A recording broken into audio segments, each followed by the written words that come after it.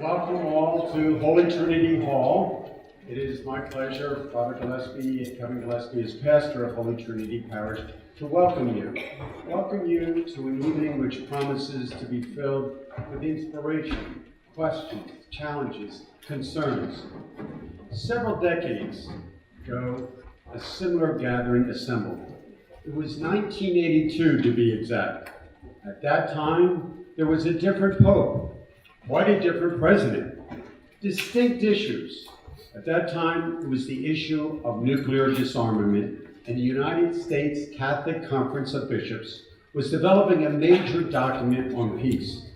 Some of you, veteran parishioners or Georgetown University faculty or even residents, may recall that in our church, in our faith community, there was a fascinating but respectful debate that evening between two noteworthy theologians, Father Brian Hare, a liberal theologian, and Michael Novak, a conservative theologian. And the debate was really insightful. I had the privilege of being there and just being amazed at what healthy discussion can do. Building upon that talk and other Holy Trinity traditions of nourishing the intelligence of faith with the questions of reason, we gather tonight to hear a discussion, and at times a debate, perhaps, of faith and the faithful in U.S. politics. It is its discussion so needed, so needing of nourishment in our polarized world.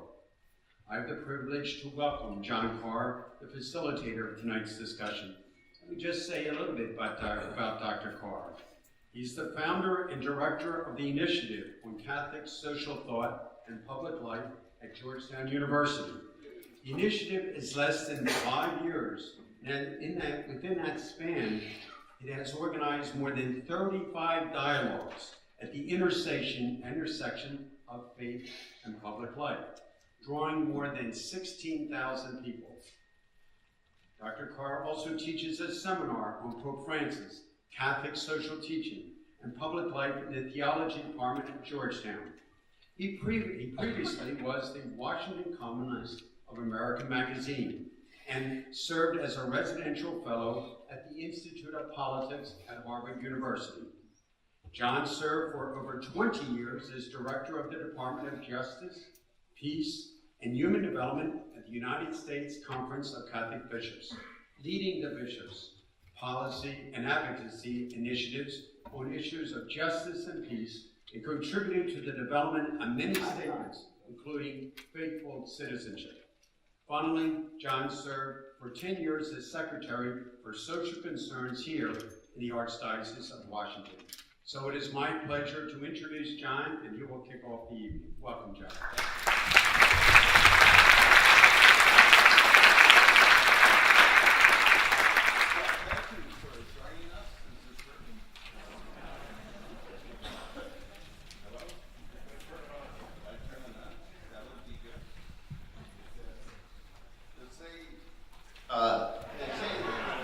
There are two ways you can tell you're at a Catholic event. One is there's no one in the front pew. Not true. And the audio visuals never work. And that's not true. So it's a Protestant event. The Jesuit event.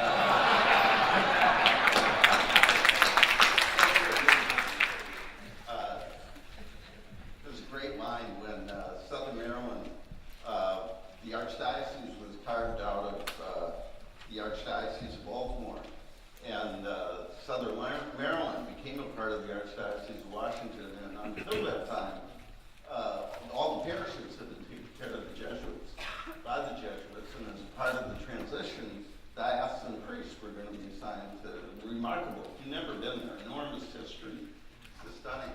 But the headline in the local newspaper was, Jesuits to be replaced by Catholic priests. Something at Georgetown, I think there's a very substantial overlap.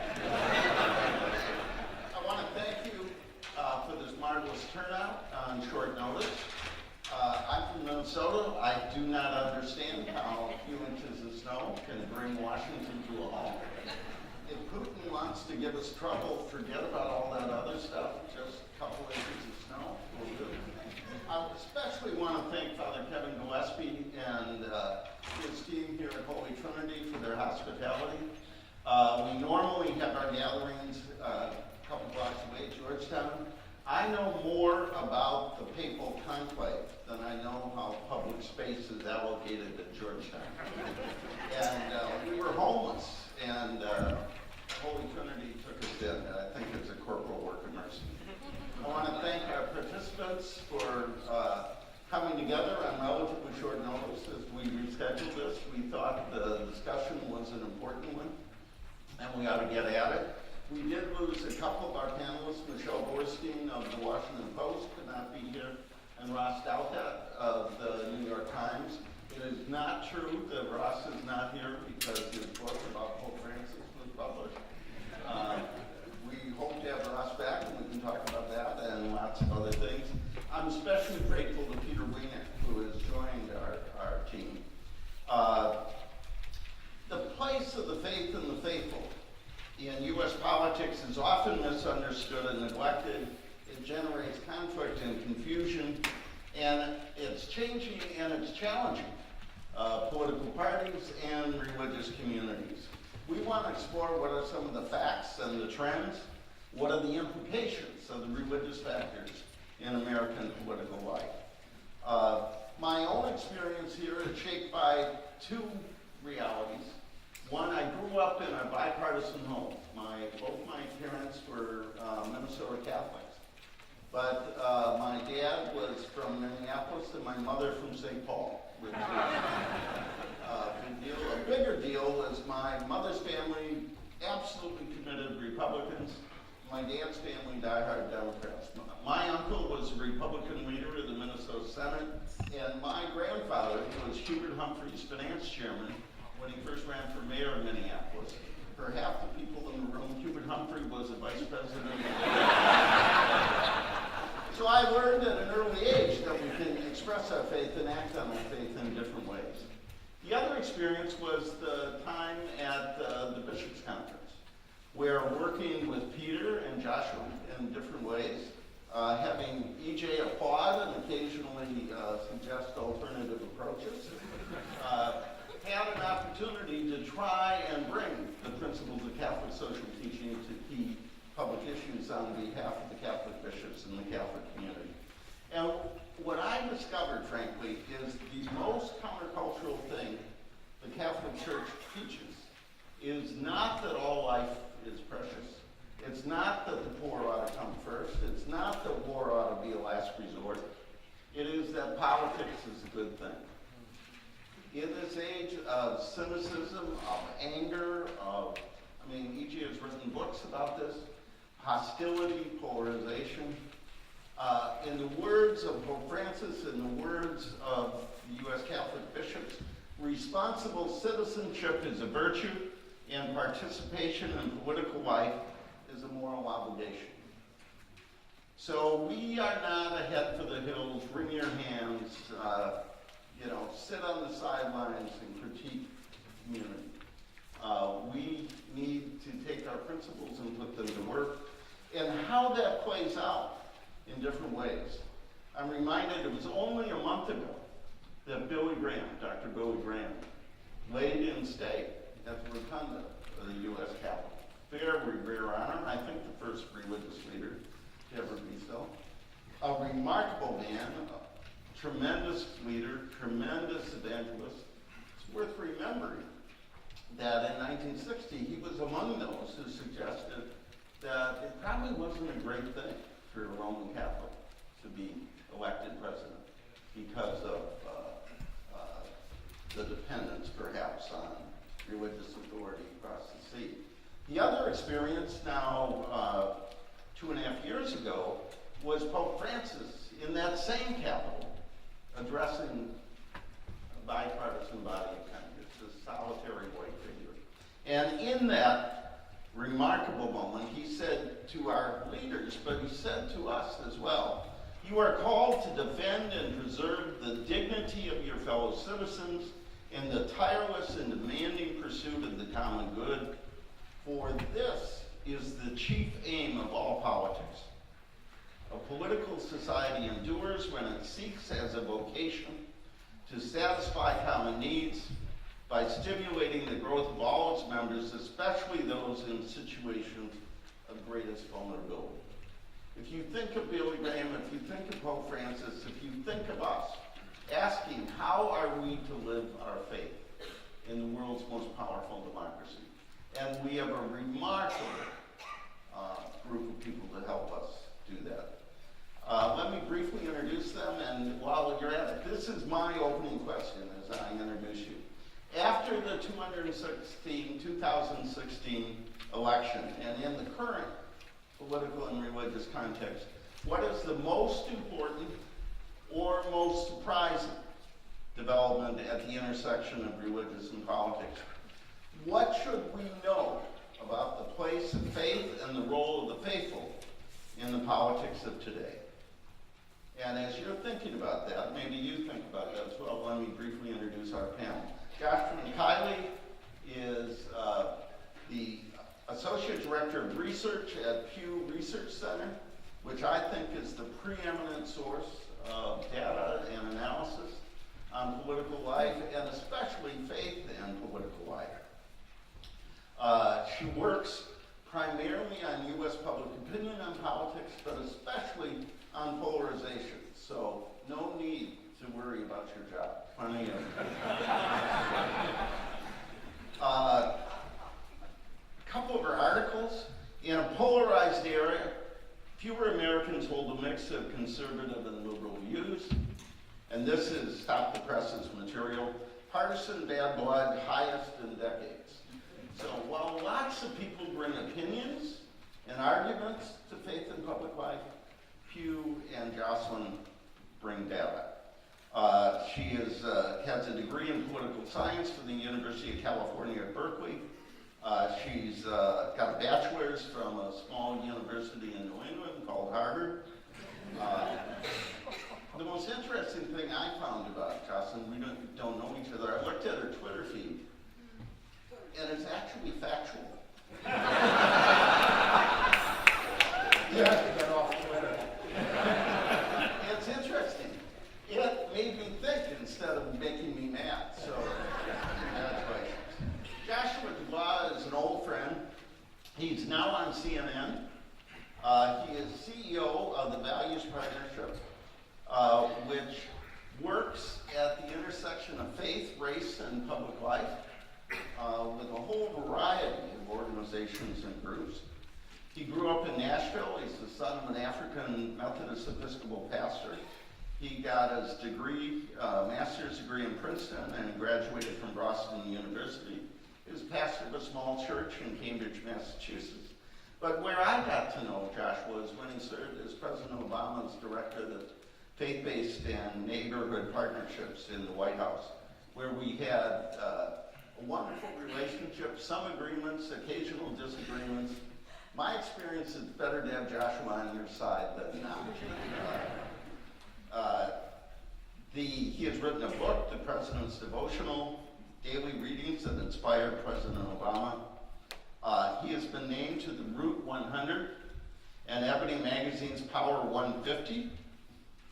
And he was included on Christianity Today as one of the 33 most influential Christian leaders under 33. So he is a friend, he is smart, he has been in the trenches, and he has scars to prove that the intersection of religion and politics is not always a fun place.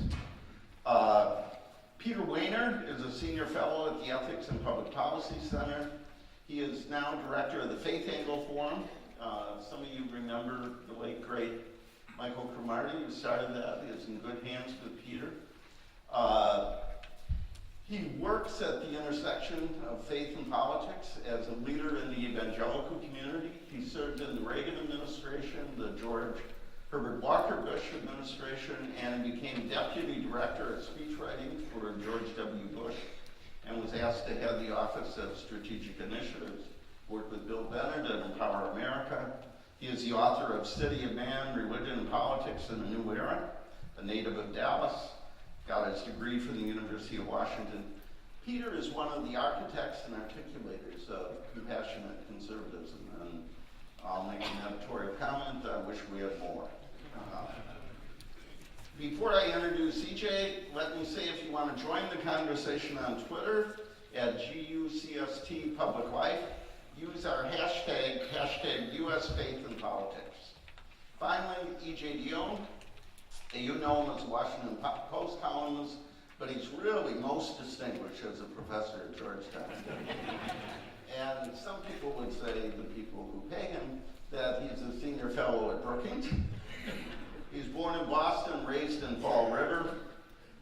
He attended Portsmouth Abbey School, that New England struggling college, Harvard University. Graduated from Oxford. EJ has lots of things to recommend him. We have too many stories to share. But one of my favorite things about EJ is great titles for books. Why Americans Hate Politics. They Only Look Dead. That's about you progressives. Sold Out, Reclaiming Faith in Politics After the Religious Right, Our Divided Political Heart, Why the Right Went Wrong, and his new book, One Nation After Trump, A Guide for the Perplexed, the Disillusioned, the Desperate, and the Not Yet Deported.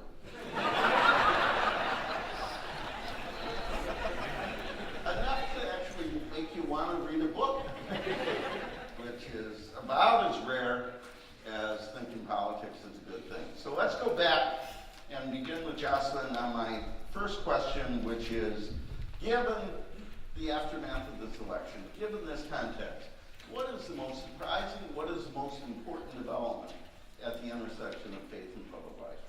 Well, I think, surprising is a hard word because I think a lot of the dynamics that we see with religion and politics are continuations of long trends. And so I think I think there are a couple of important things to point to. One is, and I think it will be no surprise given what you said about me, I study political polarization, and one of the things that we have really seen over the last several years is how polarization is increasingly aligned with many different demographic characteristics, and religion is one of them. So for instance, what we're seeing is an increasingly white evangelicals who have long been a Republican group are just becoming even more so. And that trend isn't abating in the current era. And at the same time, religiously unaffiliated people have long been a Democratic group. And that trend isn't abating. If anything, that's becoming even more so. So that means that these political identities, partisanship, are also increasingly coming into alignment with our religious identities as well. And I think that has certainly implications for the way politics works and the way that religion intersects. Joshua? Perhaps the most important development, in my view, is honestly the impact of President Trump on the reputation of American Christianity and in the long run on Christian witness in this country and around the world. I hesitate to even mention it, but to reflect on the spectacle that we saw last night, at least many of us saw, right? Villanova winning.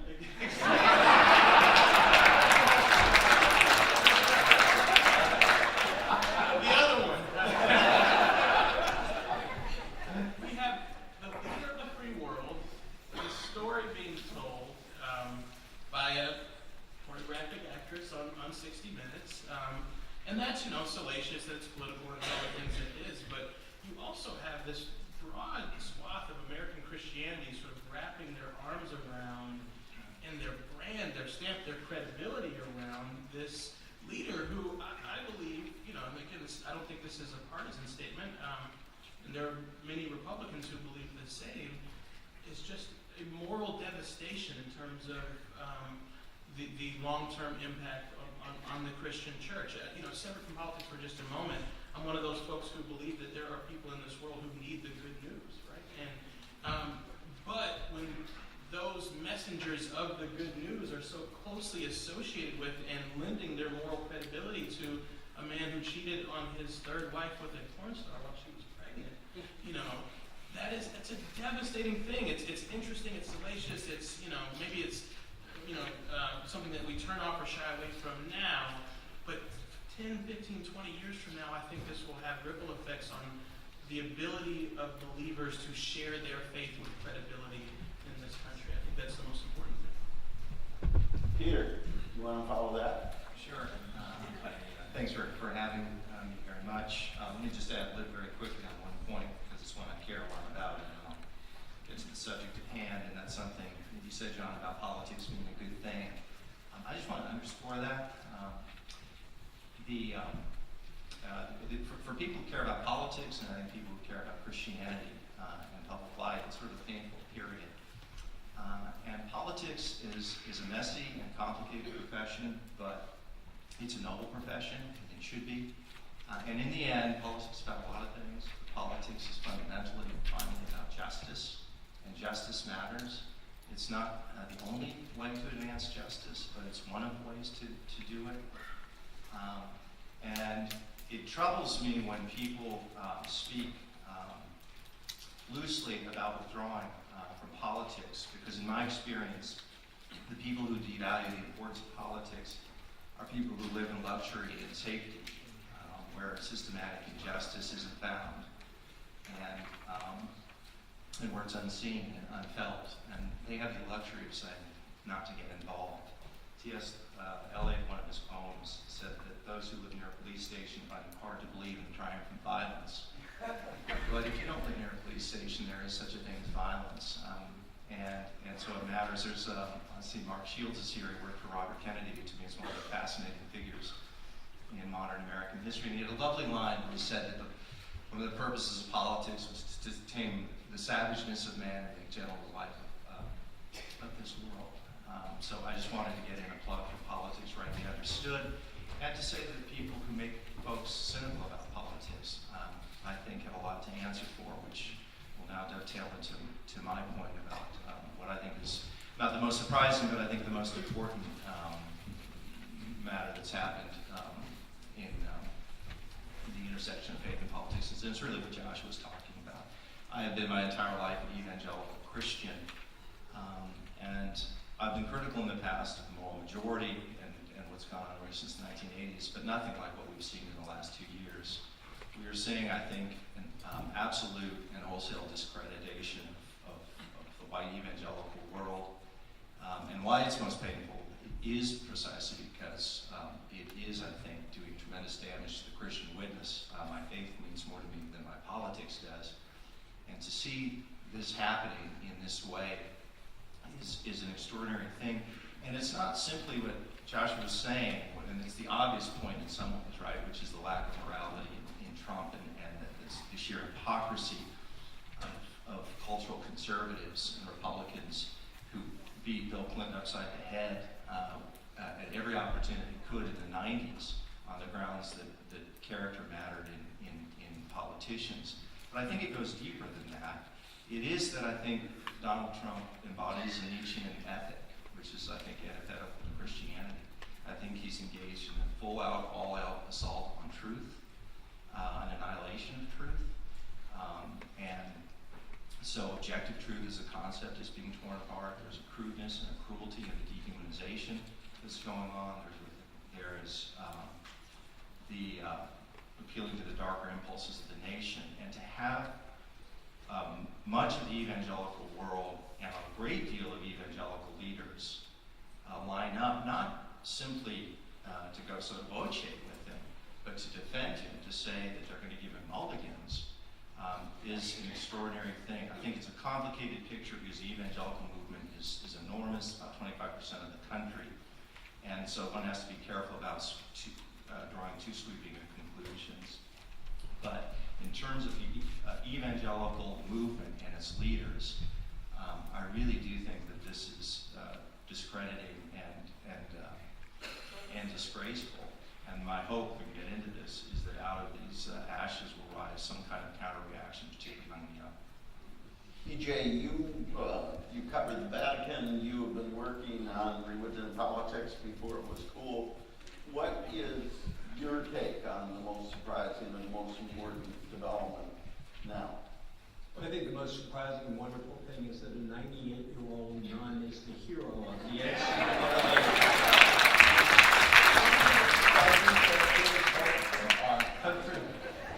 I just want to say a couple things about John Carr. I'm sorry, I can't resist. John is an extraordinary person.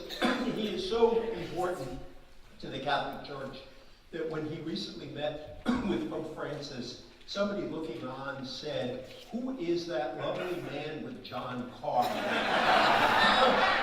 And the Initiative on Catholic Social Thought and Public Life is the most successful startup since Facebook without any of its problems. Your names are not going to Cambridge Analytica.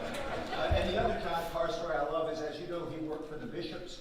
And when the Catholic Church decided limbo didn't exist, John went to one of his bishops and he said, "I don't really care about limbo, but don't you ever get rid of purgatory, because working for you is my..."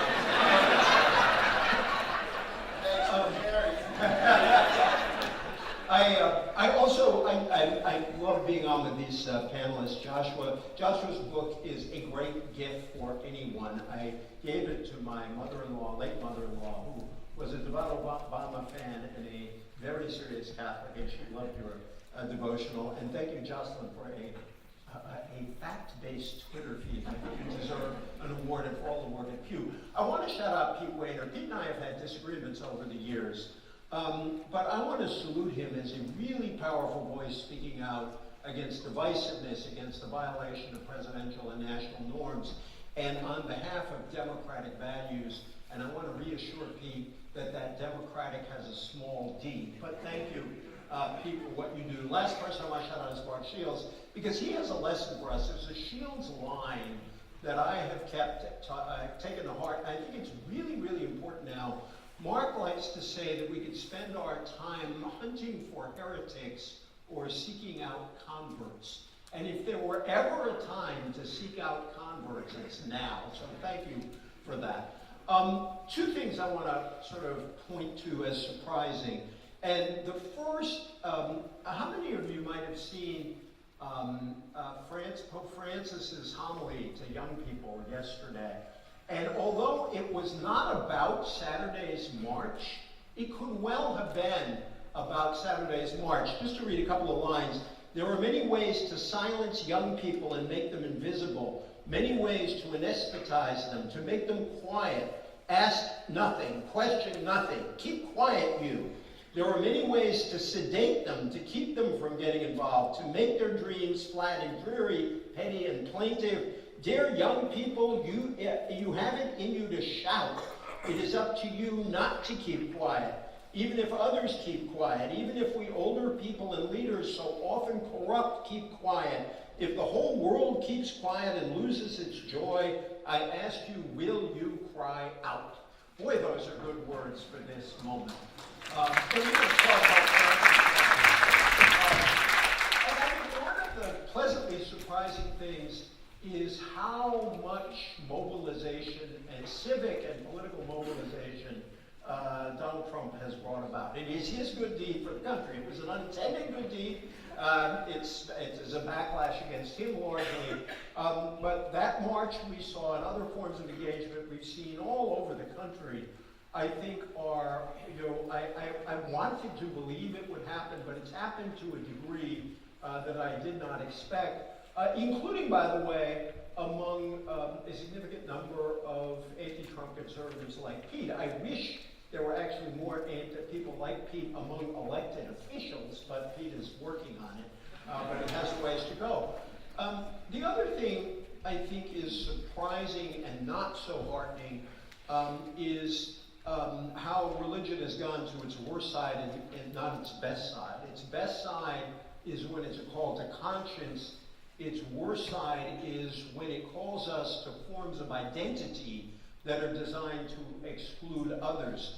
Its best side encourages us to humility about our capacities, our ability to misunderstand, our selfishness. Its worst side is a form of pride that presumes one's superiority and virtuousness.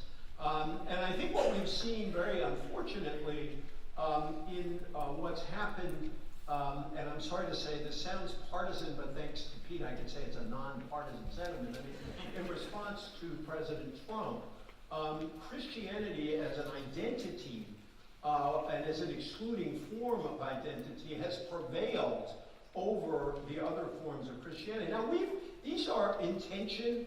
There are a lot of times when one identifies proudly with a tradition, with a faith, but it usually is at least tempered by the other side, the call to conscience. And so I think the struggle in religion right now is to reassert the call to conscience over the call to identity. Wonderful.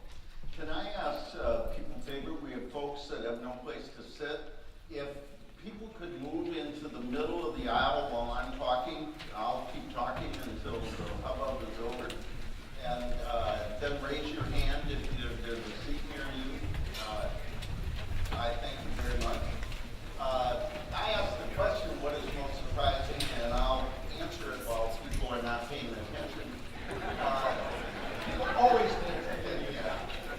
Well, a surprise for me is what I call the rise of the religious middle. I found it very interesting and encouraging to see, for example, the United States Conference of Catholic Bishops, the National Association of Evangelicals, Bread for the World, the Salvation Army.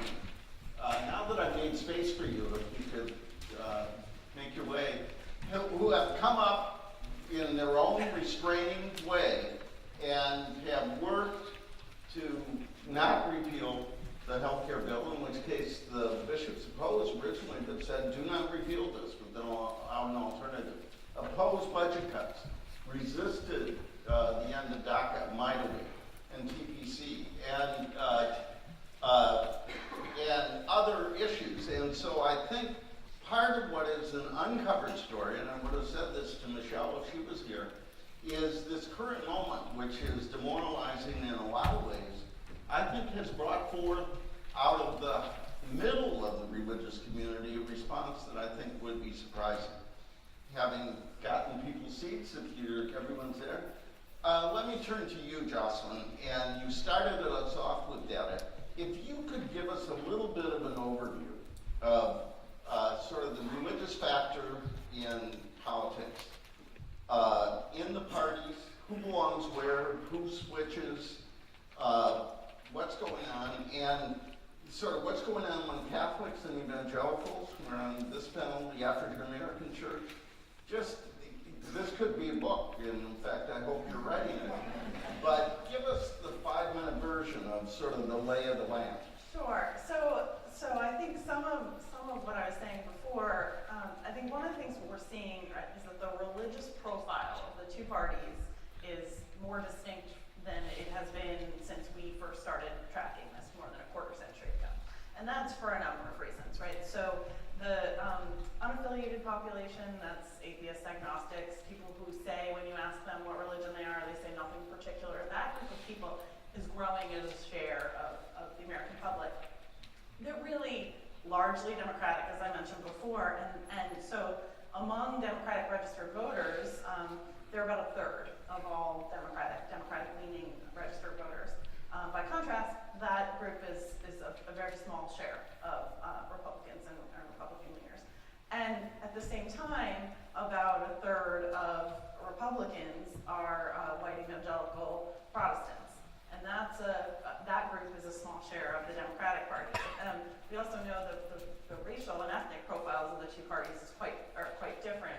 So the Democratic Party, as the country as a whole, has become more African American, Hispanic, Asian, and that change is really concentrated among the Democratic constituency. And so therefore, you see also, sizable share of the Democratic Party that are non-white Protestant traditions, and also Hispanic Catholics tend to be more Democratic than Republican, while white Catholics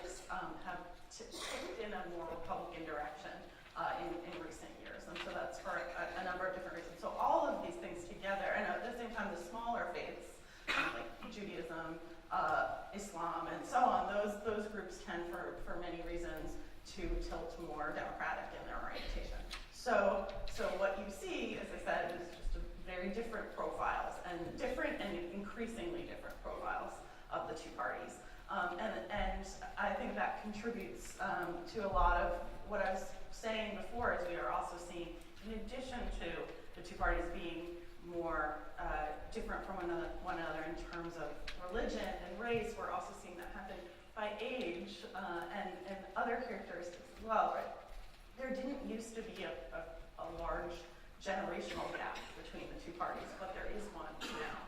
And that's not a result of the Trump era, right? That started it probably started a decade ago, a little more than a decade ago, but again, the gap has just widened. And so all of these things kind of combine to create sort of different worlds that the two parties live in, and that's true with respect to religion as well. So speaking, a little bit about Catholicism, as I mentioned, what we are seeing is that Catholics as a whole remain sort of one of the few groups that is about equally likely to be Republican as Democratic.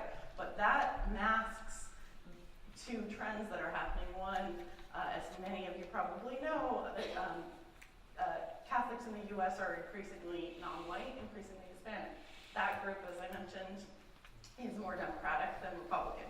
And so white Catholics have tilted more Republican in recent years. So you're seeing this change that we're seeing in American society as a whole. You're really seeing that among Catholics as well. And I think, as I mentioned, white evangelicals have long been a Republican group, but in our most recent report, which we put out about a week ago, we find that just over 3/4 of white evangelicals are Republican or Republican leaning, and fewer than 2 in 10 are Democratic leaning. That's the biggest party gap for white evangelicals that we've ever seen. And I think one of the things that I mentioned earlier, and that is, I think, in line with something that EJ said, is that these religious identities are increasingly tied to other identities. So white evangelicals are many other things. They're white, they're older than the population as a whole. White evangelicals tend to be more likely to live in rural areas than those in other religious traditions, less likely to live in urban areas, and also among all white religious traditions, they're the least likely to have a college education, and all of those things are correlated with likelihood of being Republican. So these identities are kind of aligning with one another, as I mentioned. So those are some of the Could I build on that excellent presentation? Thank you for that. One is a crisis for the church, one is a crisis for politics. Something around 40% of millennials are now religiously disaffiliated. That's a real crisis for religious traditions. And it's not just that young people tend to be less religious than older people. There's something completely different happening in this cohort of young people. And I think it should be a cause for real soul searching on the part of our religious institutions. What is driving away so many young people from religious affiliation? Some are religious in some way, some are spiritual, but it's a real split with faith. The other is that the profiles of the two parties are so radically different that they create very different problems both for the parties and the country. The Democrats are utterly diverse, have the biggest chunk of the religiously unaffiliated, lots of other faiths. A minority share of Democrats are white Christians. On the other hand, the Republican Party is almost uniformly white Christian. Very small percentage of Republicans are not. This creates, on the one side, a huge coalition management problem for Democrats, and often makes Democrats more reluctant, even than they were 5 or 10 years ago, to address religious issues. I've always thought that Hillary Clinton would have done better if she had talked more about her Methodist faith and how that shaped her politics. But there was reluctance because of the nature of this coalition she was holding together on the part of her campaign to push in that direction. On the Republican side, their coalition is both homogeneous and older, much older than the Democratic coalition. And this presents real long-term problems for the Republicans. President Bush wanted to include Latinos as part of the coalition, and he did quite well among Latinos in his 2 races. There's been a turn away from that in the Republican Party. And so you really now have only one party in the country that has an interest in promoting racial and ethnic and religious tolerance and communication. And you have another party which, as currently constituted, has more of an interest in polarizing along some of these lines to further hike their share of the white and Christian vote. Now, that's not inevitable. It's not what the party has to do. Bush tried something different. McCain tried something different. But that's where they are now, and I think there are some real problems for both parties. One of the things that I love about Pew is they come up with this typology, and part of the Democratic coalition is the devout and diverse. And that's a little bit what EJ was saying. We have talked mostly about what Trump is doing and some of the dangers and difficulties connected to that. Democrats, as has been suggested, have some problems too. A story I stole from EJ is a story about Mrs. O'Reilly in Chicago, who believed in her faith, her family, and the Democratic Party, not necessarily in that order. And her son had moved to the suburbs, and they had split on a number of things. He came back to bring her to the polls, and they were arguing about politics. He had become a Republican. And he was exasperated by the same old fight. And he said, "Mother, if Jesus Christ himself came back as a Republican, you wouldn't vote for him." And she looked at him and said, "Well, why would he change his party affiliation?" Well, that is true for Mrs. O'Reilly, but it's not true for my family and maybe for yours. In the Wall Street Journal a couple days ago, Cardinal Dolan, who I admire a great deal, wrote an op-ed piece, "The Democrats abandoned Catholics," and maybe it could have used a little nuance. That's often the case.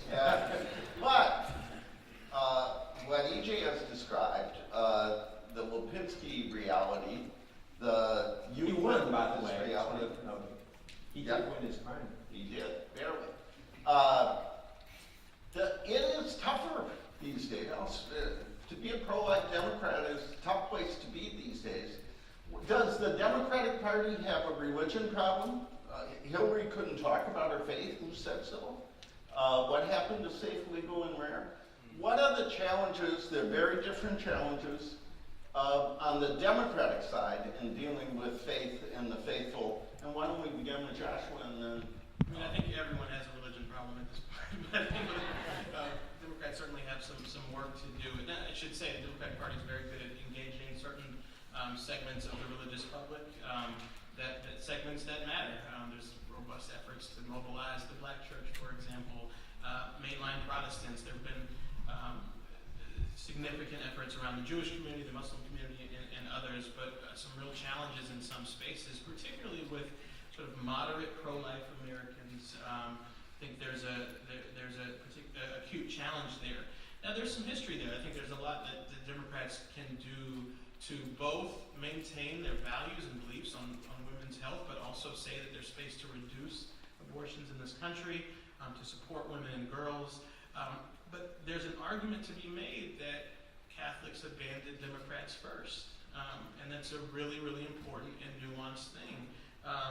Just one example of that is in the middle of the Affordable Care Act debate. And the midterm elections that followed, there wasn't much of a constituency among Catholics, Catholic institutions, and so forth to support pro-life Democrats. I remember a conversation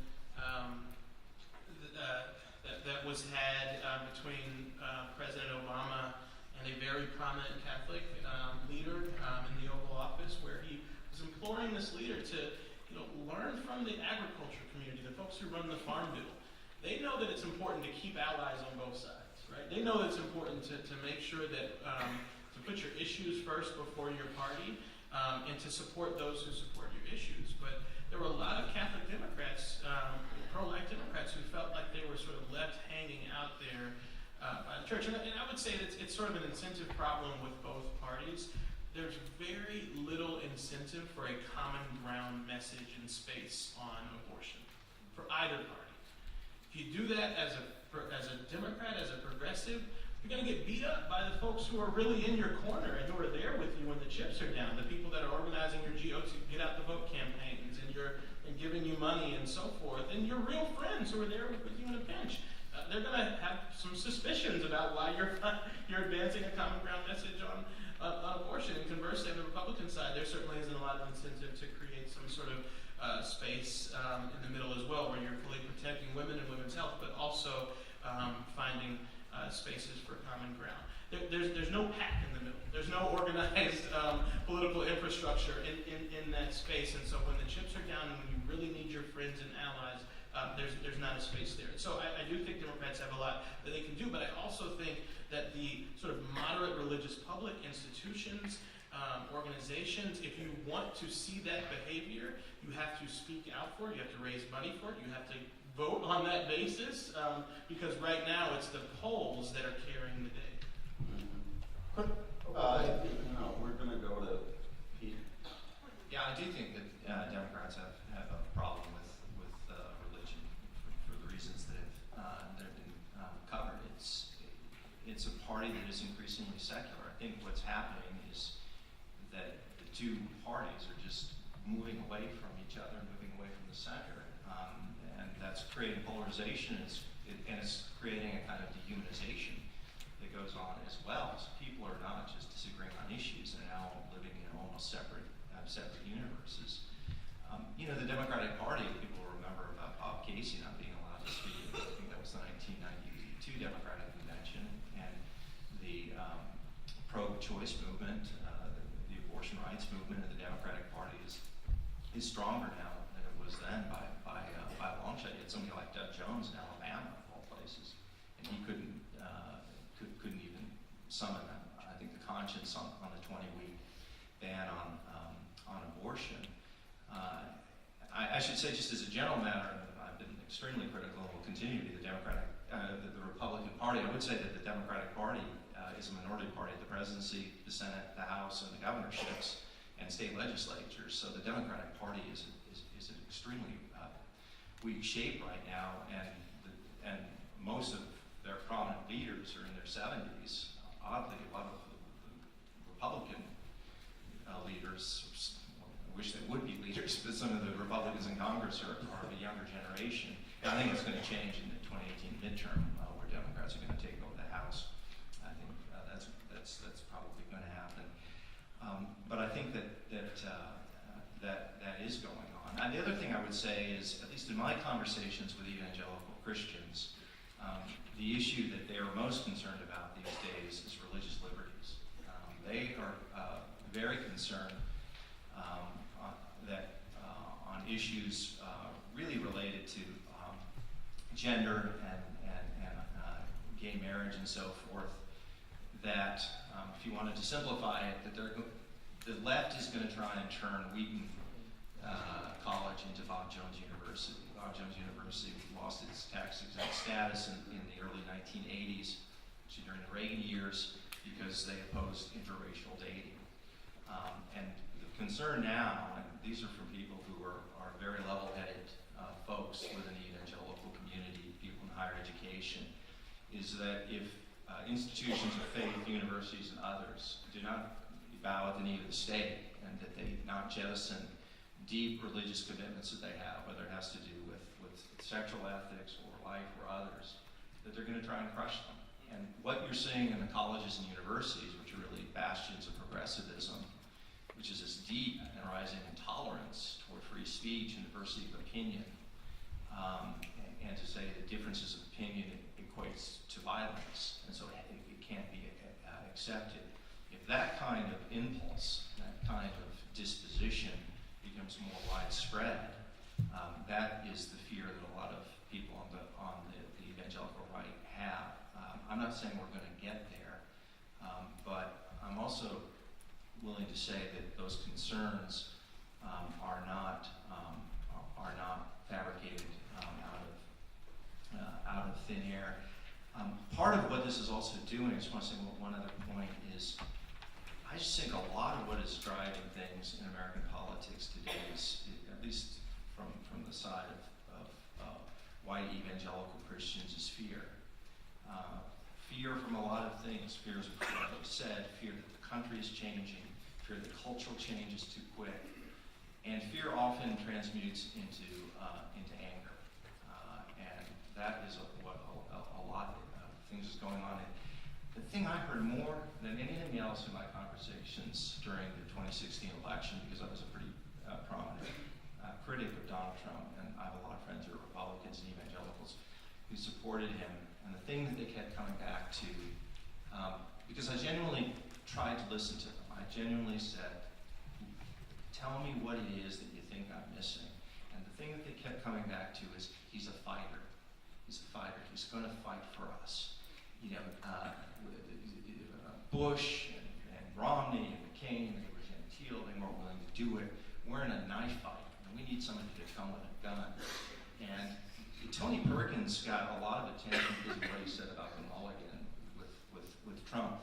The more interesting and revealing comment, actually, was when he went on to say that Trump is the guy on the playground that's going to punch the bully in the nose. That is how they view him. They don't care whether he's morally depraved or not. They feel like he's going to go to bat for us, and he's going to bring out that knife and use it. And I think that is, as you can imagine, profoundly troubling from a Christian perspective. But that is what a lot of people do. John, I want to dissent a little on some of this, if I could. Yeah, I mean, I don't want to get into a big argument about the university. I think the university is not a haven for an absolute intolerance of speech. I think it's far more complicated than that, and there's a lot more tolerance on universities with campuses than their critics give credit for, but I won't go there. I want to talk about why some of these divisions exist. For example, all the arguments about what kind of exemptions are provided for opponents of gay marriage. If you look at it from the point of view of the gay community, what they say is, look, back when the other side totally dominated the law, had a majority on their side, had the courts on their side, they weren't talking about exemptions. They were just going to be right in their face to us and prevent us from having any rights. Now, all of a sudden, we are starting to win public opinion. Majorities are for gay marriage. The courts ruled in favor of gay marriage, and the country is rapidly shifting in their direction. And now and only now, we are supposed to say, oh, well, now exemptions are okay. And so it sort of does not seem, from their point of view, terribly charitable to impose an entire worldview on them when the other side has a majority, and then to push them back. Similarly, on Obamacare, which I want to revisit, because I think that was a terrible moment for the church, when the Obamacare really did exclude abortion from coverage. And a lot of Democrats took some very tough votes to keep abortion out of Obamacare. And the presumption, first of all, that exemption was declared not a real exemption, which it actually was, but it wasn't sufficient.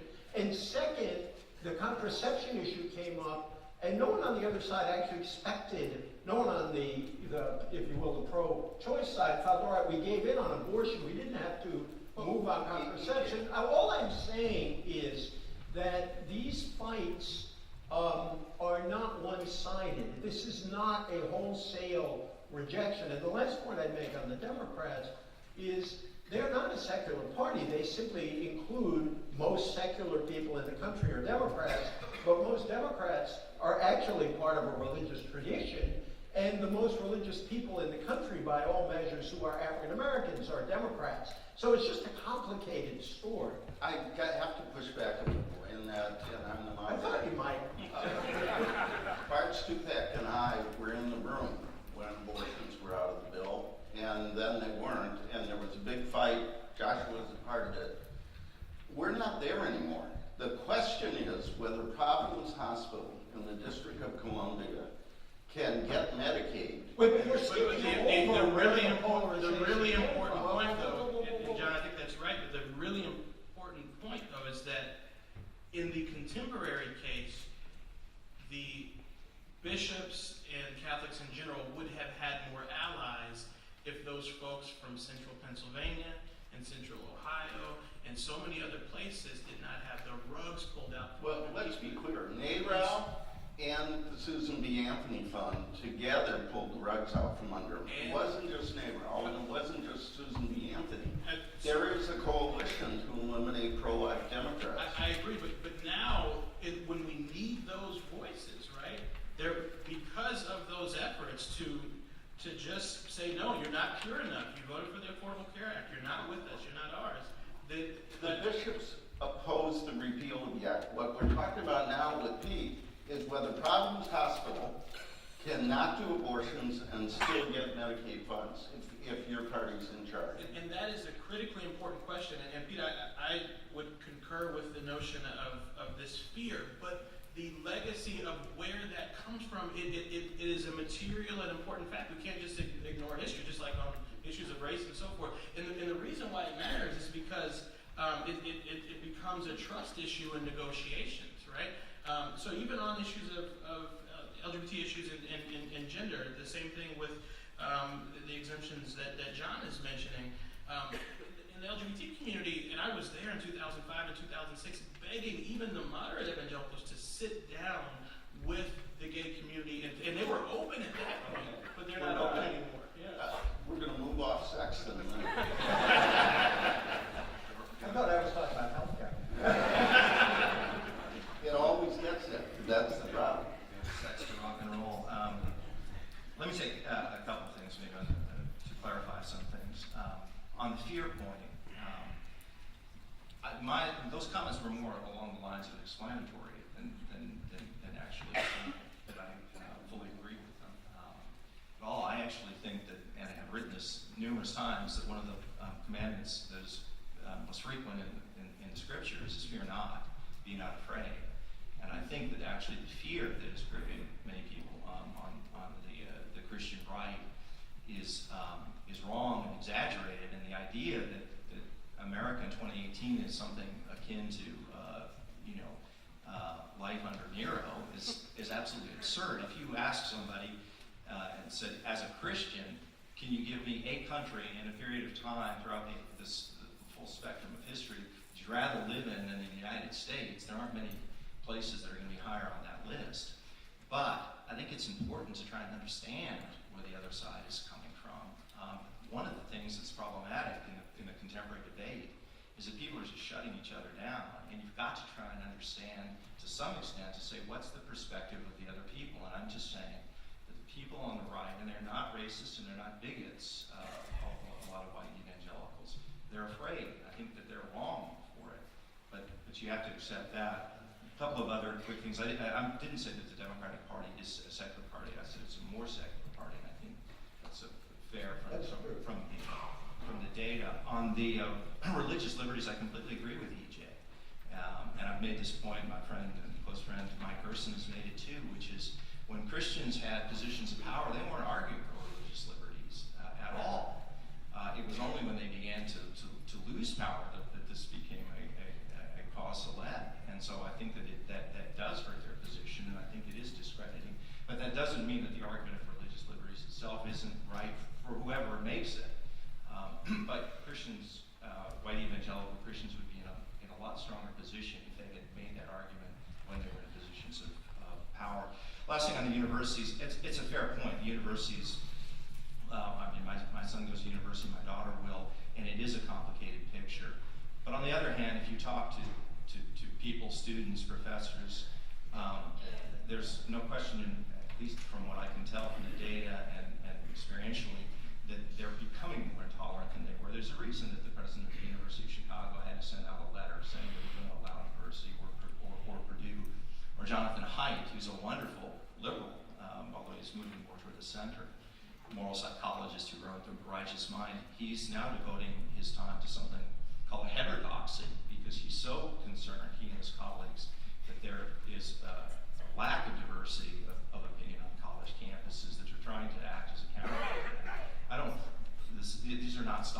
camps for sure, and kids can. President Obama has spoken out in favor of free speech. Yeah, but on the other hand, we do have examples of conservatives going to campus being shouted down. It doesn't mean that. Well, there are Catholic churches that won't allow Father Jim Martin to speak, so there's a lot to go around. Do you want to add anything about it? I was just gonna, We're confirming all her data. I was just going to weigh in with some of that, the social and social networks element, and I don't mean Facebook, I mean like actual social networks. And I think this notion that Peter, when you were first speaking and talking about fear, I think a lot of that comes from, as you just mentioned, lack of exposure to people with different political and religious points of view. And I think that's something, throughout the 2016 campaign, one of the questions, we asked questions about whether they had spoken, if you were a Clinton supporter, if you've spoken to a Trump supporter, if you knew any Trump supporters, and the same thing. And the number of people who said, no, I don't know anyone who is supporting the other candidate was quite high. I don't have updated data on that, but I suspect it's still the case. And I think also, it's way too much to get into the media environments, but we know the media landscape, the ecosystems have changed a lot over the last several decades. And so I think some of this comes from, where people are hearing these, stories about what college campuses are like or not like, and how Democrats and Republicans are hearing different, tales, and that's obviously also because these identities are correlated with religious identities. We're just, we are seeing all of these things that affirm, this polarization that we're seeing as a whole. So. We talked about fear. Let's talk about another kind of fear. At Georgetown University, we have dozens of young people, DACA students, who wonder if they're going to be able to continue their education. In this city, we have tens of thousands of Salvadorans and Hondurans and Guatemalans who are the backbone of our economy in a lot of ways, who wonder if they're going to continue to be able to be a part of the society. How does the immigration issue move through the religious community and the political community at a time when our parties can't seem, everybody says they want to do something about DACA, and DACA students don't know where they're going to be in 3 months. How do we respond to that fear, where our faith tells us that a moral measure of our lives is how we respond to the alien, the stranger, and in this case, our classmates? It's a really important question, and I think it unfortunately shows sort of the disconnect between religious leadership at times and congregants in the pews. Even among sort of conservative leaders, there have been great and courageous steps to support comprehensive immigration reform, to support DACA recipients. I remember Russell Moore's predecessor at the ERLC, Richard Land, he came to an event that we did on immigration reform. He's the last person to support any progressive issue, as Pete might know. And and it was the NAE was so many conservative evangelical leaders, conservative Catholics, World Vision, and others, and they continue to speak out with ardent and clear voices, uncompromised. And John, you've been a part of so many of these efforts, and really important. But for some reason, particularly on the evangelical side, less so on the Catholic side, it hasn't yet connected to the pews, and I think we're still trying to figure that out. And I think part of it is the separate media ecosystems here. This is not necessarily, and Pete would know more about this, a constituency of people that are consuming the media that's going to report on Richard Land's endorsement of comprehensive immigration reform. Rather, they may be consuming either talk radio, Christian radio, and so forth that are reinforcing existing views. And so I think that's one of the biggest things. We're there on the leadership, John. We're not there in the pews just yet, particularly in the evangelical community. I think that's what's holding back immigration reform. I would invite people, as I ask others to respond to this, to join us at GUCST Public Life, #US Faith and Politics. Peter, immigration, both religions dimensions, political dimensions, faithfulness dimensions. Yeah, I do feel like that a lot of voices are speaking up on the religious side. I'd say in the full spectrum of public policy matters, that's where I've been the most encouraged, for exactly the reason Josh was saying. There are people who are weighing in, and this is one of the few issues where white evangelicals actually mobilized and spoken out publicly and taken a public stand. And I think they'll continue to do that. By the way, you're going to see more of that happening now on a whole range of issues. White evangelicals who've been unhappy with what's gone on have stayed on the sidelines by and large, and the ones who have spoken out, like Russell Moore, is a courageous and principled man, has paid a price for it, gotten a lot of heat for it, but others will stand up. But this issue is a hard one to fathom. If you wanted to, as a general matter, I'm wary about trying to take biblical principles and trying to nail them to specific policies, because I think that can be a dangerous task to sort of say this is what Jesus would do on X or Y issue. And so my tendency, my disposition is not to go there, because in my experience, public policy is complicated and you can very easily get into a situation in which you have a policy disagreement and then you begin to say, you know, I'm on Jesus' side, you're not, and that's not a good place to be for public discourse. But having said that, it's such a powerful thing within Scripture to identify with the poor and the dispossessed and the weak and the vulnerable. And this issue, just on grounds of public policy, is so obviously clear in my mind where justice and injustice lie, that the religious community has to keep speaking up. From a crass political perspective, my view is that Republicans have to lose. And I say that as someone who's sort of been 3 Republican administrations and been a lifelong Republican. The only way that you're going to get that you're going to loosen the grip of Trump on this party is that they have to lose. That's the only thing that the people in Congress understand, which is their self-interest. If that happens, if there is the view that Trump and Trumpism as a phenomenon is a losing proposition, then something else will rise up in its place. But that is the precondition that has to happen. And the last thing I'll say, and this is one that frankly I just don't really understand, the antipathy toward immigrants and toward DACA kids and so forth. The Republican Party has shifted in a remarkable, EJ, you may have some thoughts on this, from a period of really an economic with sort of primus inter pares for most of my life, and now it's cultural, and now it's immigration, and that is what Trump goes to every time when he has to rally his support. He doesn't go to sort of orthodox Paul Ryan kind of issues. What he does is he goes toward the racist or the nativist appeal. And I just want to underscore this one, and then I'll be quiet. This is an important point, right? When Trump made sympathetic noises last December toward the DACA kids, it was his base that began to rise up. Talk radio, Mark Levin, and folks. And he was getting hit, and he knew he was getting hit. So what did he do?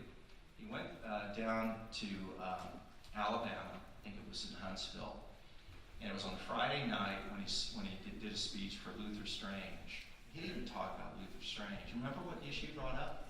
It's the NFL, right, and the players. Now, why did he do that? The previous week, I think there had been 6, 8, 10 players in the entire NFL that hadn't stood up for the national anthem. That issue was not on anybody's mind, really. That was settling down. What did he do? He went in there and he saw a kind of wound in the American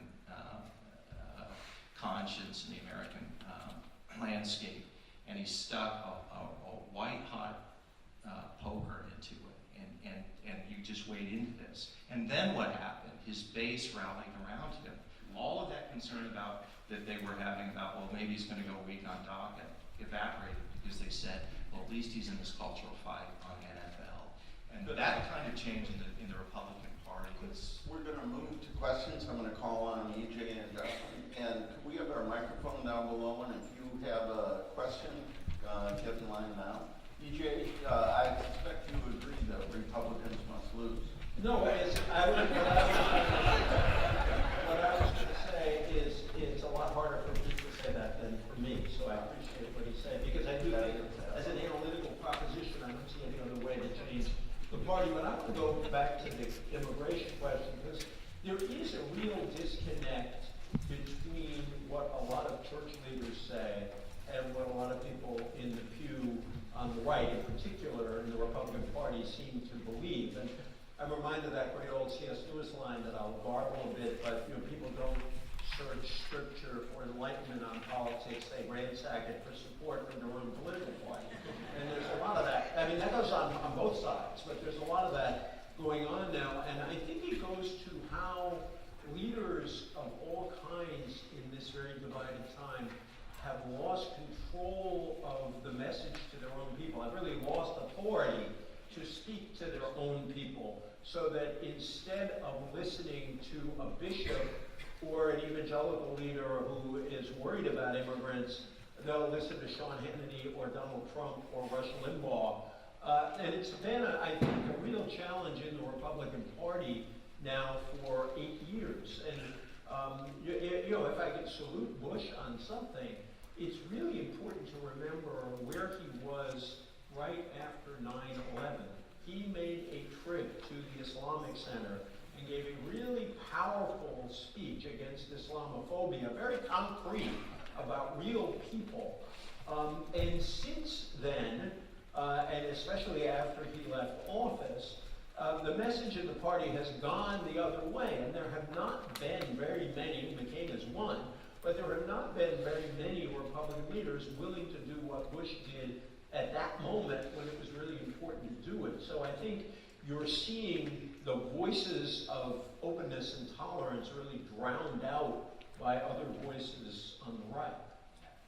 I just want to add a couple things. One is to that example, I think in the public, you definitely see the consequence of that shift in attitudes, meaning, back post 9/11, we started asking about whether you think Islam is more violent, encourages violence more than other religions, and there was a parsing out, but it was a fairly modest one at the early Bush era, and it's grown somewhat steadily, but in particular over the last several years, right? And just right after 9/11, there was a survey after Bush's visit.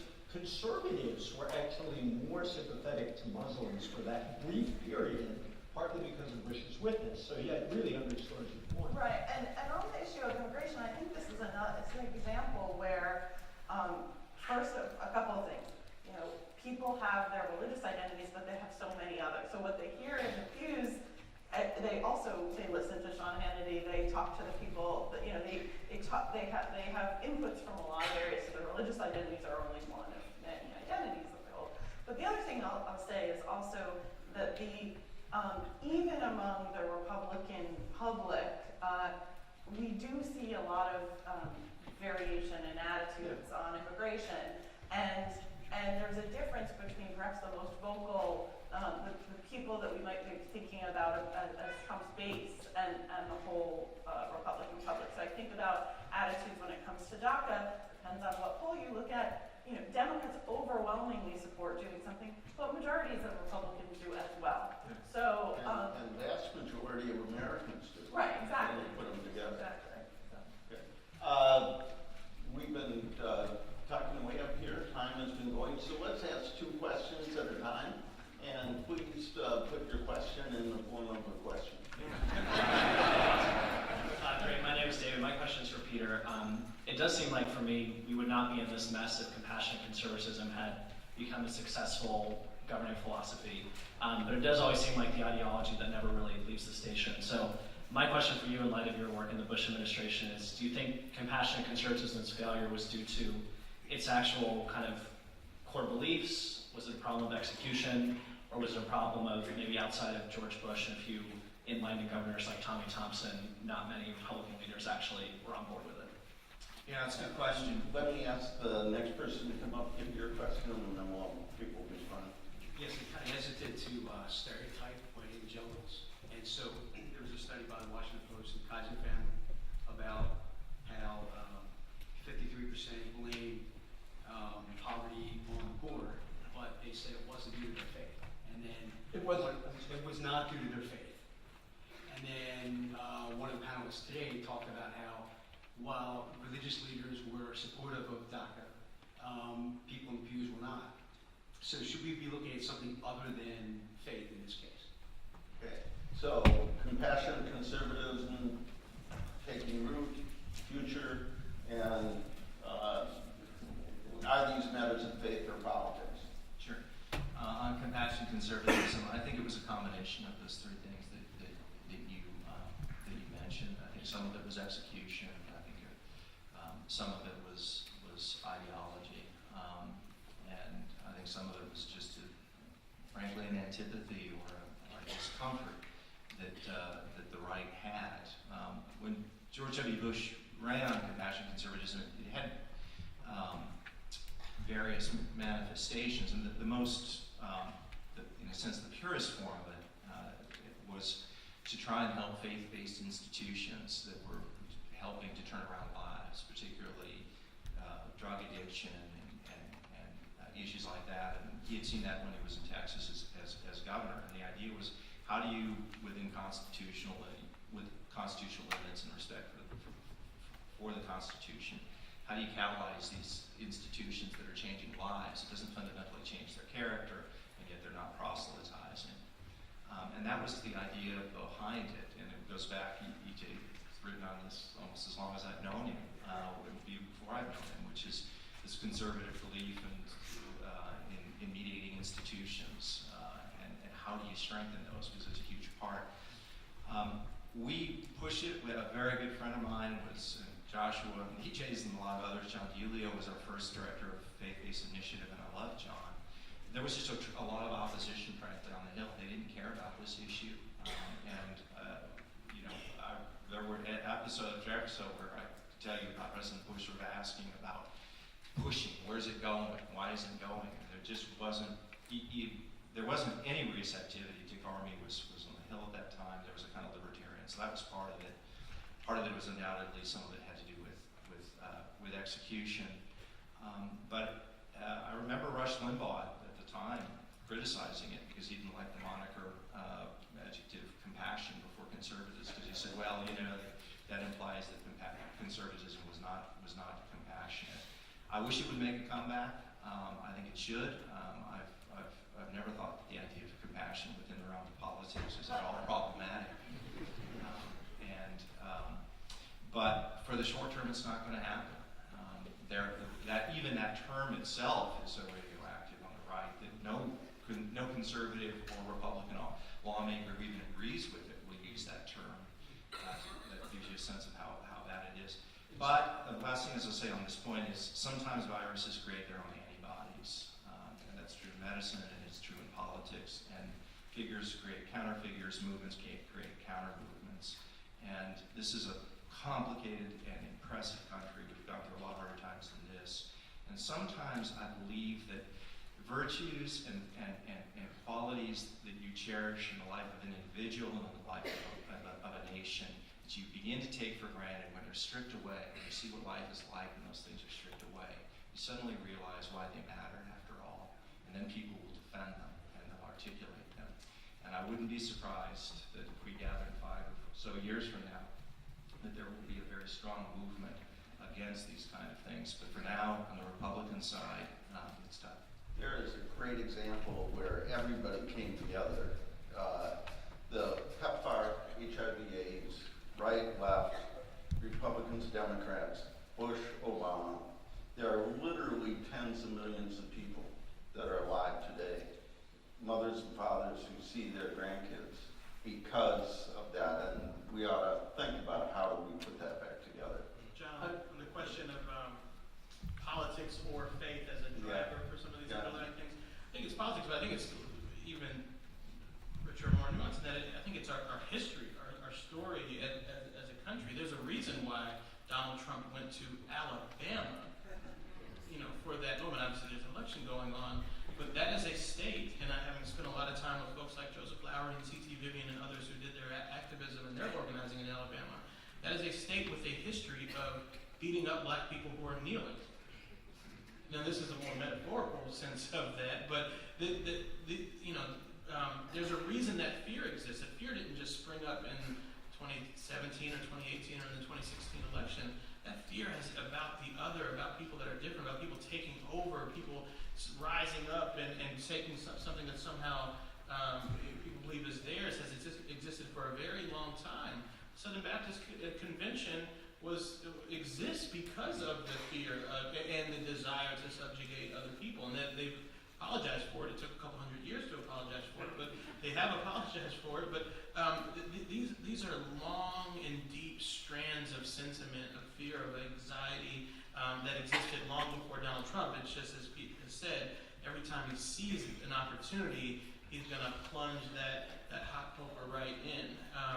And so I think it is more politics and history than religion in some of these cases.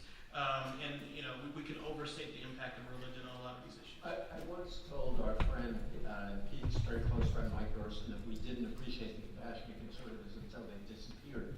And I think that we could have a long conversation on that. I think what ended up happening is that it became kind of policy thin because there weren't a lot of resources put behind it, and then it got overwhelmed by the Iraq War.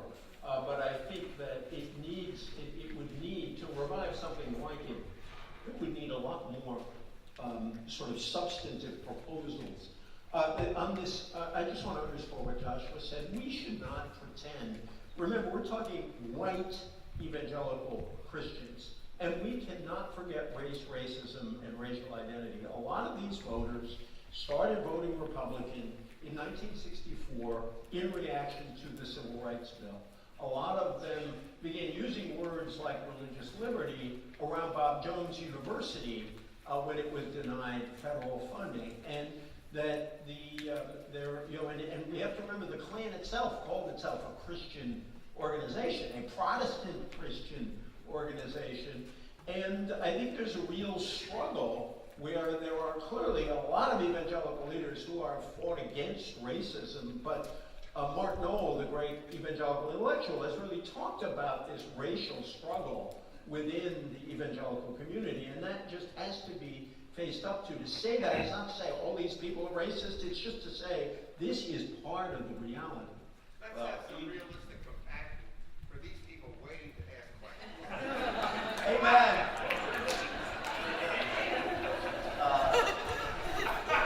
Thank you for your input. I love that. All right, 2 questions. Hi, my name is Madeline. I recently graduated from school and I moved here to intern for a Democratic congressman.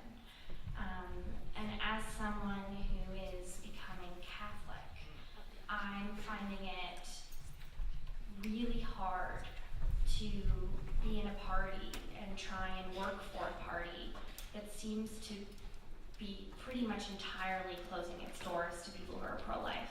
Yes, Lipinski won, but he won without any support from the DCCC. It's extraordinary. And so to me, there seem to be more moderate Republicans, not many, but more than there are pro-life Democrats. And the vitriol that is directed towards people who talk about life is just extraordinary in a country where there are 1 million abortions a year. So I'm just curious how you, as someone who's trying to figure out how to contribute productively to this country, I can't go home at night being a part of a party that is taking this position. So I'm curious about any advice. Thank you for your eloquence, and Yeah, we'll thank ask you. one more. And for your courage, too. I'm sorry, go ahead. Next question.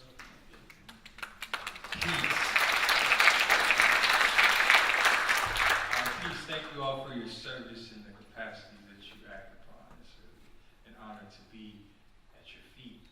My question is, what is the church's position on the legacy legacy of slavery and assisting Black people to receive reparations. Is it a plausible reality for the African person to receive reparations in this current political climate or the future private sector? Well, that would say the easy ones to the end. Can you be pro-life and in the Democratic Party? And what about, let's be clear, EJ and I work for an institution that is wrestling with this problem at this very time. Jesuits sold 272 people to pay the debt of this university, and I would like to think our Catholic faith is guiding a responsible effort to address that, and I think it is, but it's exactly those kind of questions. So how do you stand up for what you believe in a country that's 50-50, not on the legality of abortion, but on the morality of abortion? How do you stand up for what you believe? And I assume there are Republicans who are having that same problem. You said you didn't know if you were still one of them.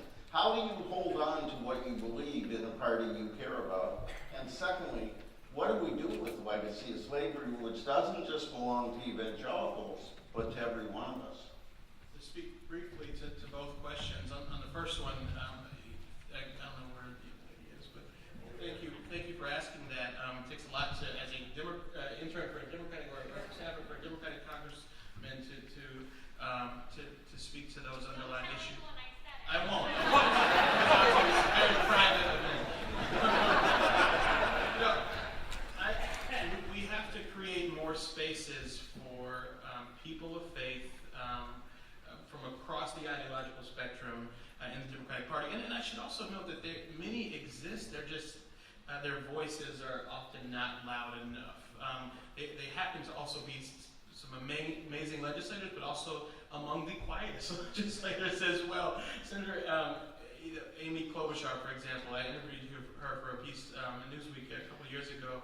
Just someone of deep and serious faith who the practice of her Christian formation is one of the most important parts of her life, and yet, that's just not something that you talk is spoken about. I forget if it was John or EJ that said the same about Secretary Clinton and her Methodism in this past campaign. I think she talked about it a bit, but perhaps not as much as some would like to see. I think we need to create more of those spaces and also find, again, that common ground on issues of abortion. We may be in different spaces on that, but I think we can agree that women should be supported to the extent that they don't have to face some of the most difficult choices that women have to face. There are more things that Democrats can do on that front. There's almost things that Republicans can do on that front as well. The all-out assault currently on health care, on teen pregnancy prevention programs and so forth that we're seeing in this administration might, in fact, impact the currently declining rates of abortion in this country. And so there are things that Republicans need to do on that front as well. These are difficult, messy conversations to have. They will only be had if people think that there's a constituency for them. If people think that there are real people who are voting and raising money and organizing their peers who want elected officials to find common ground. If that doesn't exist, if that constituency doesn't exist, then the common ground will unfortunately never be found. And then just briefly to the brother who asked, thank you for asking that critically important question. The church needs to do more. And again, we have to start talking about history. Reparations is rooted in our history. The 30-second version, 1619 to 1861, we owned people in this country. We had a brief period after that of a couple decades where finally African Americans were asserting their rights and were being elected to offices, starting businesses, and then there was a massive racist backlash where 3,000 individuals of African descent were lynched between 1880 and 1940, hung up on trees. We had a brief period from the 40s to the 60s where there was a civil rights movement where people secured their legal rights, and then boom, we're almost in this current generation. So we've had 350 years of really terrible, human dignity denying, annihilating stuff, and then only 50 or 60 years where we finally are starting to struggle to get it right.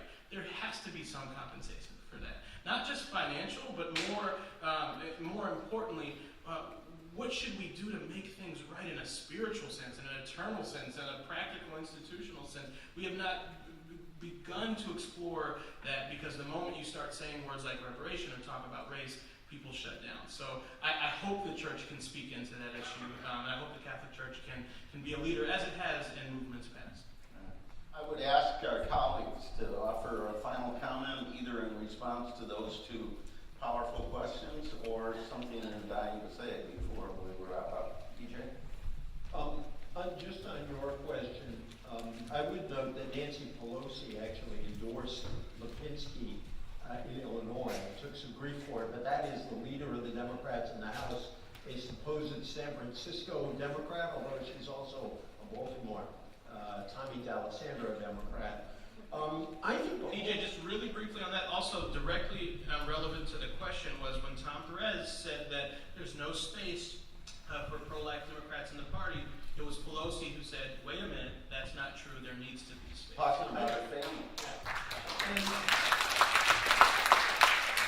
I think the whole abortion conversation needs to be a lot quieter and a lot more thoughtful, and with a whole lot less attacks on other people, baby killers versus patriarchal sex.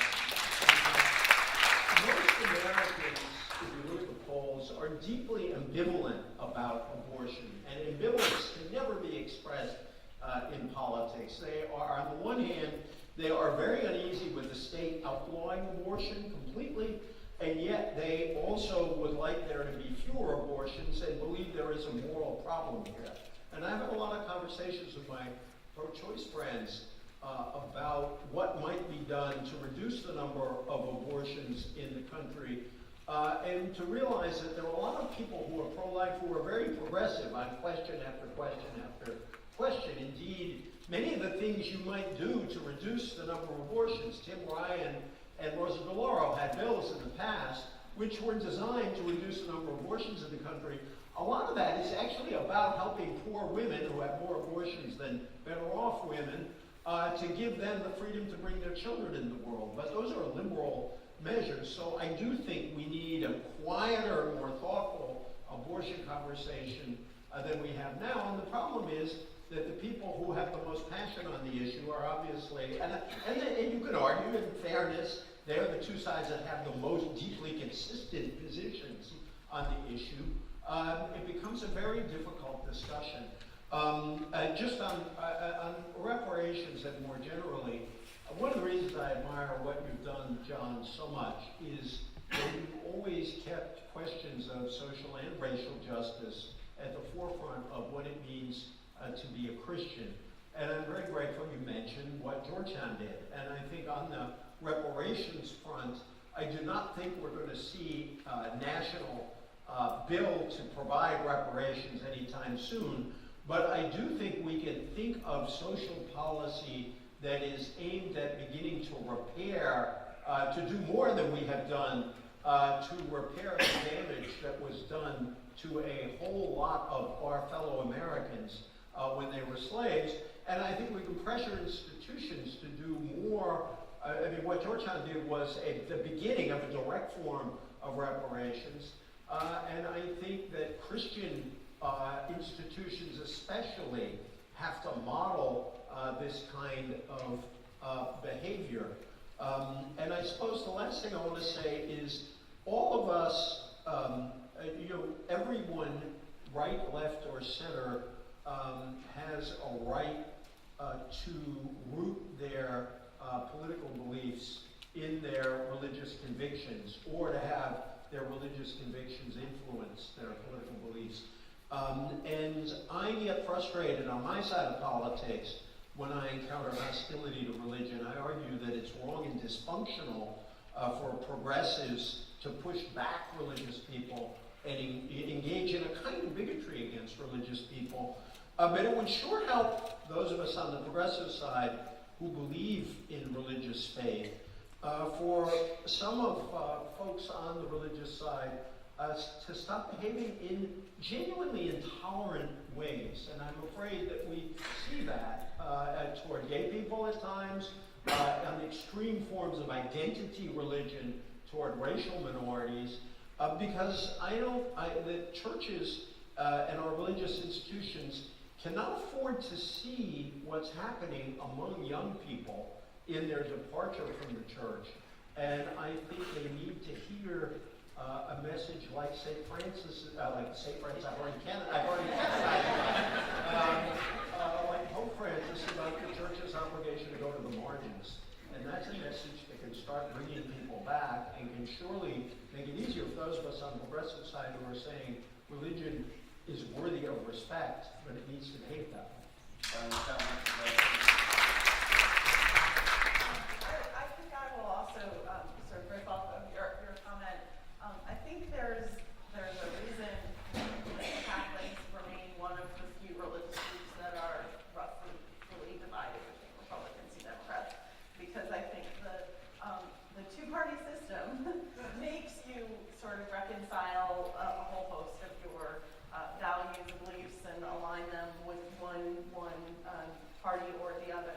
And we're increasingly seeing these political values, even issues like abortion, that have always, again, Democrats have always been more likely to be pro-choice than Republicans. But again, that's another area where we're seeing creeping polarization.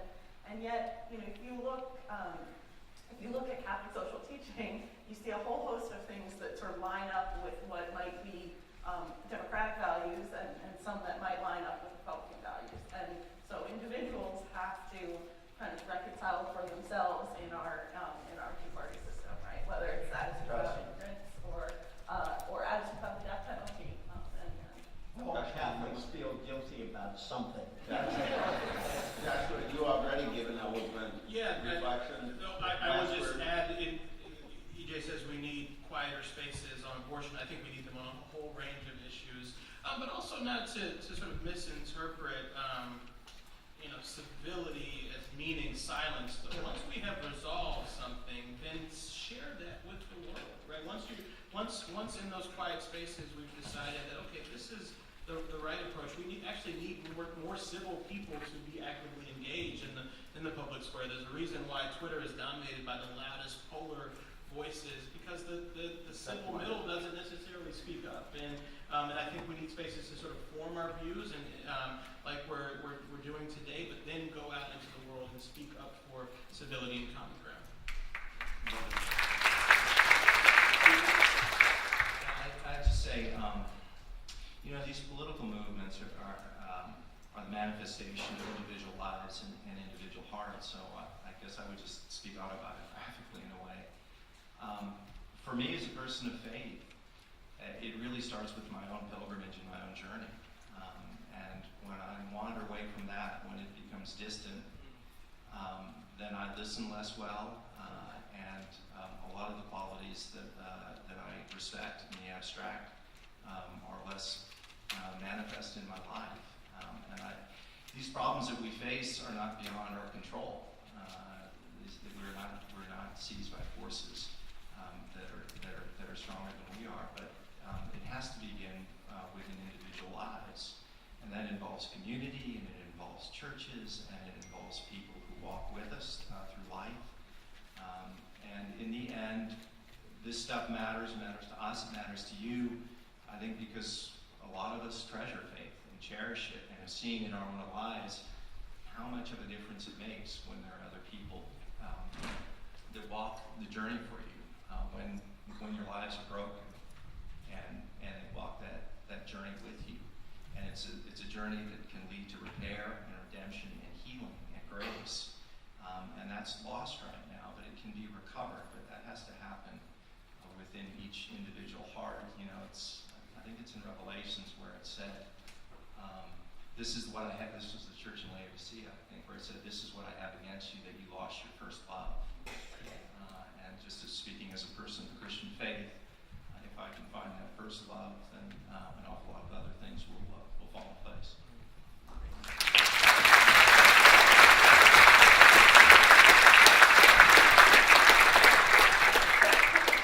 Just like the evangelical to quote the Bible. I have a great summary, a 3-part program to solve all this, complete with a quote from a papal encyclical. I'm going to skip that. I want to thank Delegate Monica Finnegan, Angela Nolan McGraw. I want to thank our friends at the Democracy Fund, Chris Crawford, who support our efforts. I especially want to thank Holy Trinity, Father Kevin Gillespie.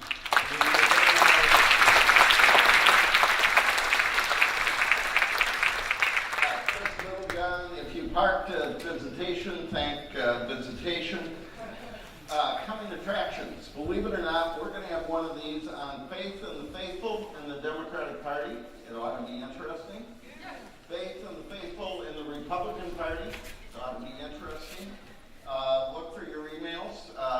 You each got about 14 because of the postponement.